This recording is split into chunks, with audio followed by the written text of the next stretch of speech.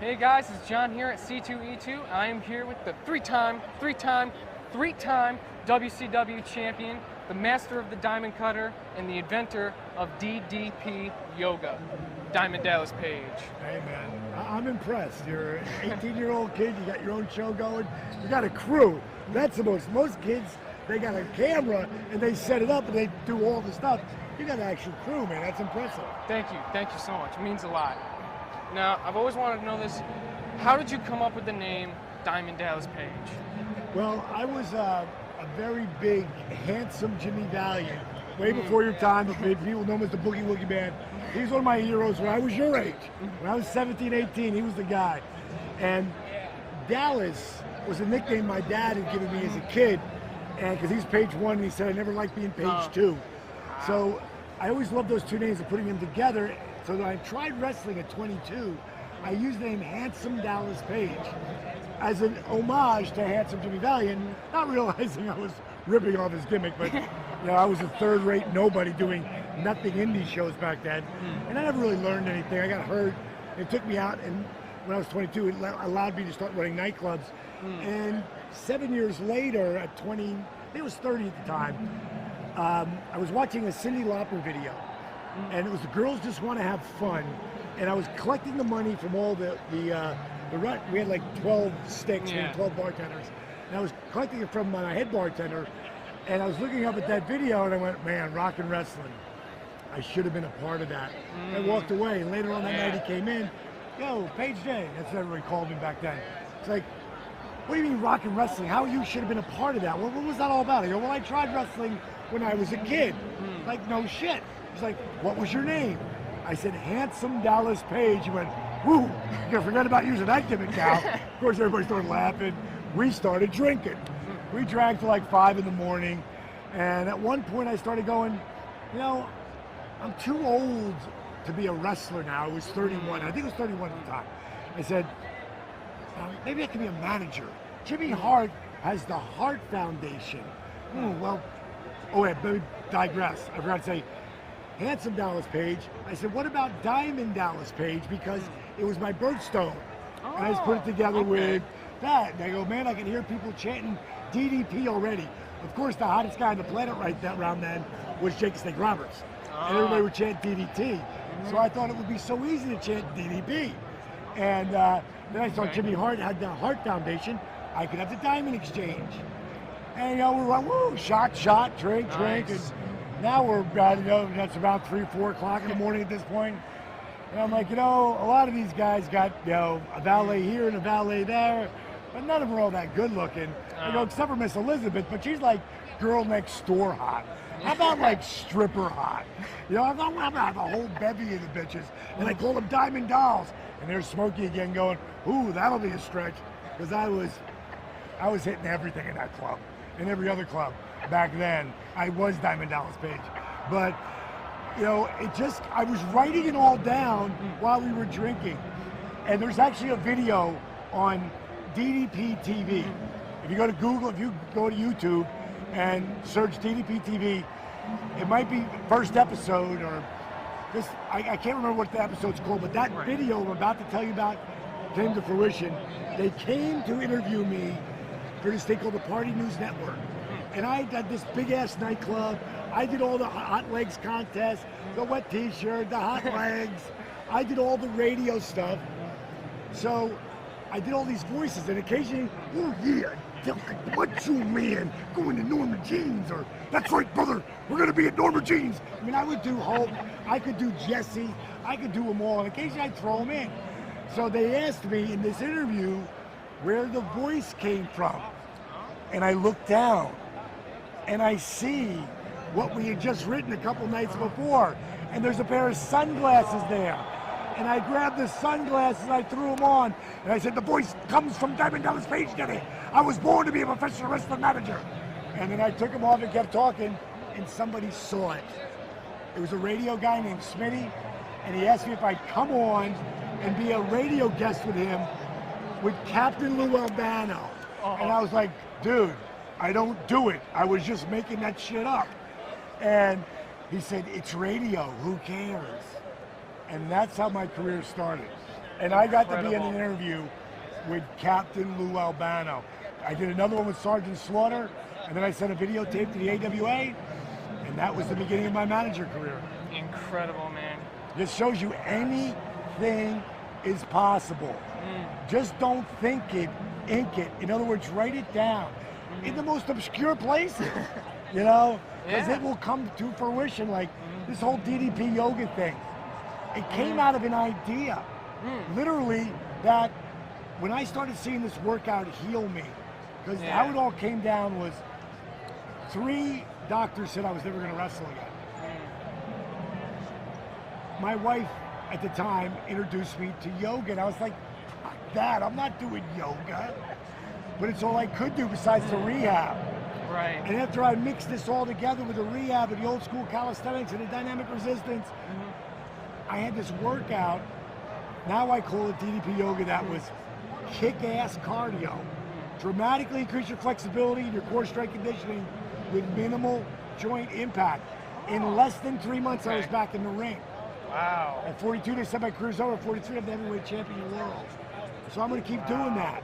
And at some point I said, someday I'm going to do an infomercial. Someday I'm going to have videos. And then one day I started writing them down. Yep, lo and behold. Videos. Program guide. Poster that shows you the Diamond Dozen, all 13 moves. That's right, Diamond Dozen, 13 moves. But it starts in your head and you start writing shit down. And then you make it a reality. Now let me interview you. How did you get this show? Truth is, that man right there, he works at a comic store, and I used to walk in every day, and we would just talk and talk and talk, and he told me, check out the show, and I was interested from there, and I said I'm going into broadcasting for college. So when did you decide you were going to be in broadcasting? Actually, like a year or 2 ago. I really wanted to get into broadcasting. It was the only thing that really caught my eye. I was just so interested in. But to the know that radio. as a teenager is strong. Did you ever write it down that you were going to do? What's your big goal? What's your dream vision? My dream vision actually is, my actual dream vision is to be in the squared circle like you have. So you want to be doing something like in WWE? Yes. And being like maybe a Michael Cole or something like that? Or more specifically, you tell me. More or less kind of along the lines of a Jerry Lawler or Booker T, where they will be on commentary, but they will still wrestle from time to time. So you want to work? So you're going to wrestle too? Yes. Okay. Now it all comes to fruition. Now I see. So you want to be a wrestler? Will you be happy just working the independent scene? I learned from a very young age that if you don't reach the highest point, like if I don't make it in WWE, don't fret over it, just be happy that you made it to your goal. That's Powerful. I want you to watch a guy named Randy Posh. Google him. He's the guy who did the last lecture series at Carnegie Mellon. Actually, how ironic. I'm actually in a leadership class in high school, and we just watched that seminar. We actually just watched. Did you watch the whole hour and 17 minutes? Because he Whole could do hour it in and 8 minutes. That's why I saw it originally on Oprah. Yes, I watch Oprah occasionally. I think she's amazing, especially when she had her show going on. But that guy was one of the greatest inspiring cats ever. Definitely, yes. And where he talked about, he hit every goal. When he said he wanted to be an Imaginator, he wanted to work for Disney. And he sent them letters. Do you remember how many letters he sent them? Yes, sent them a lot. 17. And 17 times he was rejected. On the 18th time, and he saved them all. On the 18th time, he was accepted. He said he hit every single goal he ever wrote down his entire life, except he didn't make it to the NFL, which is a pretty bold goal, sort of like your goal, to make it to the WWE. It's a huge goal. Is it possible? Yeah. Rey Mysterio proved that. Yeah. He proved that if you've got real crazy talent, which I'll segue in a second about that, anything's possible. So Rey Mysterio, I have a great story about him. In 1990, I went in the wrestlers, 90 or 91, I can't remember which year it was. I think it was 91. And I was for certain going to win the Rookie of the Year. And then Bill Watts came in to run WCW. And Eric, his son, came with him. And he got the huge push. And Eric Watts, one of my closest friends, I love him. But I wanted that fucking Rookie of the Year. And I got edged out, and I was runner-up, which of course is going to make me work way harder. But I knew when Dave Meltzer's sheet came out, I'm going to get that Rookie of the Year because Dave knows. And I pick it up, and I'm number 2 again. I'm like, number 2 again? What the fuck? Who is Rey Mysterio? And then about 4 years later, I would see Rey fly into WCW with the greatest moves I'd ever seen a human being do. And I went, I was number 2. Rey was 14. I was 36. Jeez. God bless him. I love that kid. He's amazing. Still, I don't know how he's still going. I wish he'd start doing my program, but he'll probably be doing it. You know, it would have helped him a lot, but that is what it is. Which, going back, you said that you came up with DDP yoga and you got back into ring. Are you interested, or have you been contacted at all about coming back to the ring? No, bro, I'm 57. I had the greatest run ever. I was the anomaly. Diamond Dallas Page was never supposed to happen. Nobody starts wrestling at 35. Has their career. I got fired at 36 from my tour, my rotator cuff. Came back at 37. They never used me. Yeah. Who's going to believe in a 37-year-old pseudo rookie? Nobody. But I'll give you a huge tip, and you should listen to this one because it applies to everything. They wouldn't put me in the ring on house shows except someone got hurt, or occasionally. Well, you can never get any good. It's like playing the guitar or anything. Yeah. But a guitar is a great analogy. If you play the guitar once in a while, you can learn a song or two. Yeah. You never really get any good, though. If you play guitar all the time, day and night, you can get really good. And wrestling, same thing. If you don't wrestle, you don't ever get any better. Yeah. So they weren't using me, but I had a contract. I was making guaranteed money. So I went back to the power plant, where I originally learned, started teaching the young guys. Right. And I learned that the more I taught someone, the more I learned. The more I learned, the better I got. Right. That's why every time I wasn't on TV once in a while, and I'd come back, Hulk Hogan comes up to me in Germany, pulls me aside after my 6th match on the road, and said, "How are you doing it? I don't see you on TV that often, but when I do, you come up with something new. You pop up, you believe what you're doing. You make the people react." Yeah. I told him about the power plant, and he really didn't understand that because he came from territories. And he said, whatever you're doing, keep doing it. Because it's not this year or next year or the year after, but somewhere down the line, you have the ability to draw huge money with me. And he walked away. And lo and behold, 8 years later, I walk out on the Tonight Show with Karl Malone and Rodman and Hogan. Which, by the way, what was that like, working with the mailman? What was that like? Greatest work ethic on the planet. I really like Rodman a lot too. He's a crazy bastard when it comes to a lot of things he does. Genius, the way he markets himself. I have a lot of respect for him. One of the strongest guys pound for pound I ever felt like locked up with. Dennis was like, there's no question in my mind how he can get 24 rebounds in a game of giants at 6'6", but just animal strong. Crazy tendon strength. Didn't really want to practice the wrestling shit though, which makes it a little hard if you really know what you're doing out there.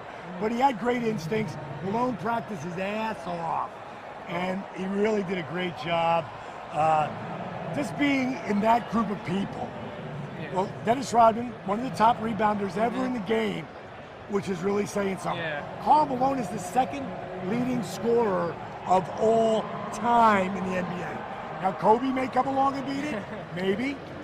LeBron should, but you don't know. Anything can happen. But still, Malone's number 2, behind Jabbar.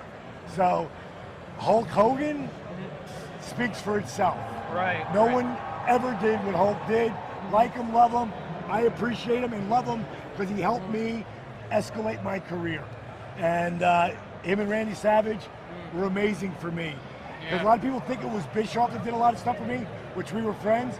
It was Randy Savage, Hulk Hogan, Kevin Nash, Scott Hall. Oh, yeah. It was top guys who knew how hard I worked, and they wanted to work with someone who worked that hard. Which I just heard, like recently, that you're working with Scott Hall again, or you're trying to get him back in shape.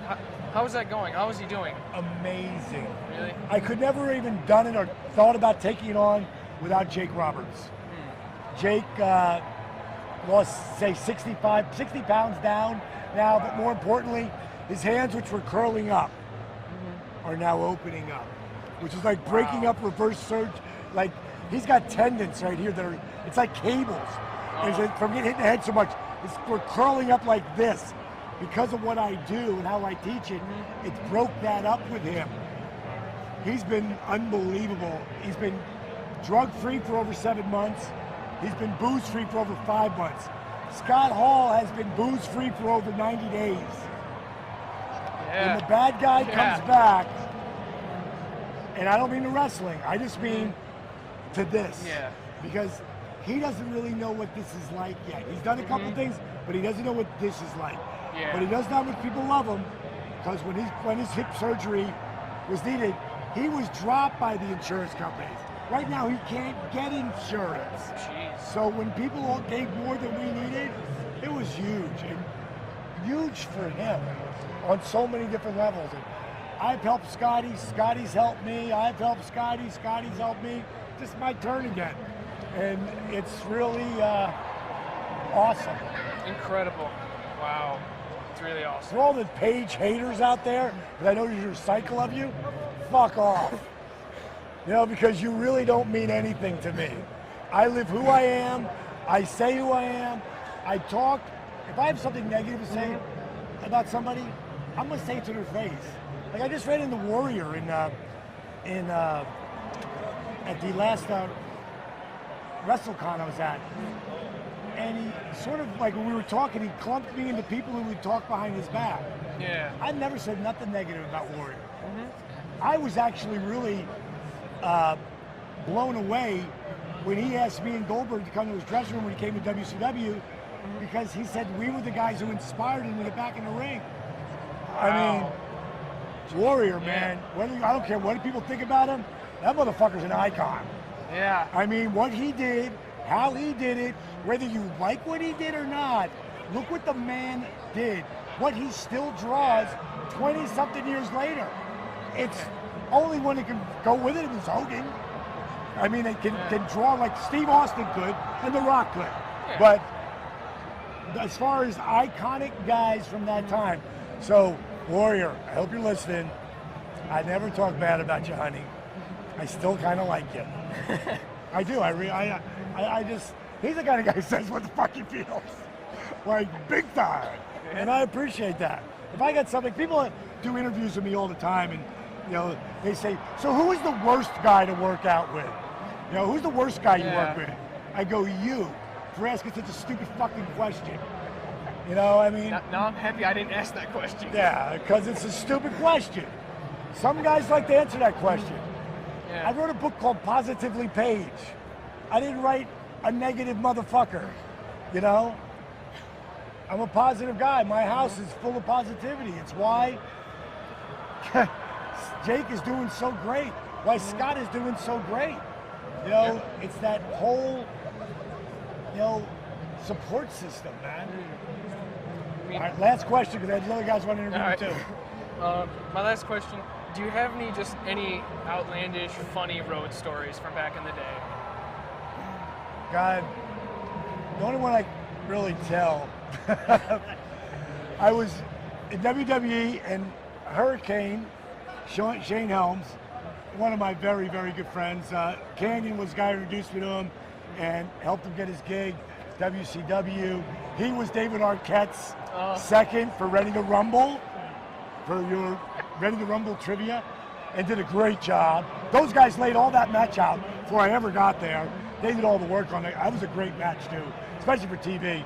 And I've gotten a lot of Ready to Rumble love here today. One of the greatest classic movies of all time, if you haven't seen it. But before there was the computers and all stuff, I had a little thing that would pull up and you could watch TV on it. So we got the caddy, we got the TV up, and we're watching Braveheart. And we're going to Yuma to Phoenix, and there's nothing on that road. And at some point we're going and we're driving, we're watching, we know the movie, but we love the movie. Wait, it wasn't Braveheart, it was called Gladiator. It was Gladiator. And at some point I go, the gas, did you check the gas? He goes, fuck no, the light's on. How long has it been on? I don't know. Fuck, dude, have you seen a gas station? No, I haven't seen shit. Fuck, pull over. How long do you think that light's been on? All right, let's go up and over, because it's hot as fuck. You turn that car off, it's going to get sweltering, and it's night. So we're driving up over the hill, nothing. Driving up over the hill, we're trying to call everyone. And thank God we got Devon Dudley, who was back about 75 miles, and it just had said, like, last gas station to Phoenix, or something stupid like that. And that was just one of my funny, when we waited for Devon, fucking Shane gave him $100 for fucking $5 of gas, just because he would have got down and blown him. He was so happy when we got the gas and got home. But that was it.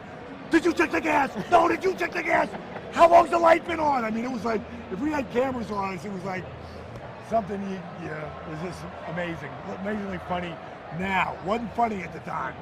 All right, kid. It's been your pleasure.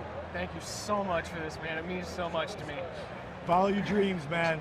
Thank you. Don't just think it, ink it. 1, 2, 3. Bang!